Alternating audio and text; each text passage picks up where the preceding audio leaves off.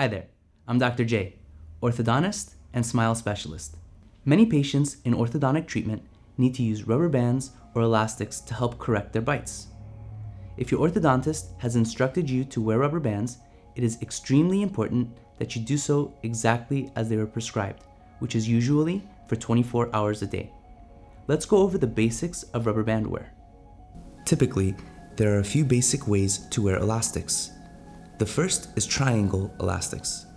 For most patients, this means placing rubber bands on the first hook on your upper braces, which will usually be on your canines, also known as the vampire teeth, and attaching them to the lower first and second hooks on your lower canines and lower first premolars. It will look like this.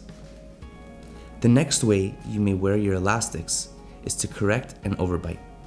This means placing them on hooks of your upper canines and attaching them to your lower molars. Molars are all the way in the back, and the bracket glued to them look different than the rest of your brackets. Another common configuration is to correct an underbite. This means placing the rubber band on the upper molars and attaching them to your lower canines. To place your rubber bands, follow these steps. With clean and dry hands, take a rubber band and hold it between your index finger and thumb like this. Make sure to leave enough of the rubber band showing so it can be placed over the hook. While holding tightly to the rubber band, slide the exposed part of the rubber band over the first hook. Here's a tip. It can be much easier to place the rubber bands by starting on a different tooth. This depends on the person and the type of elastics you will be wearing. Try starting from a different point or hook if you're having trouble getting the rubber bands on.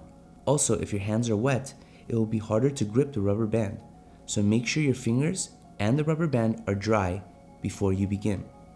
After you slip the elastic over the first hook, insert your finger into the center of the rubber band. You can stretch the rubber band to do this. Don't be afraid to pull the rubber band. Once this is done, stretch the rubber band towards the next hook. Use your finger that's inside the rubber band to guide it over the next hook and only release it once you see that the second hook is engaged. Here's another tip.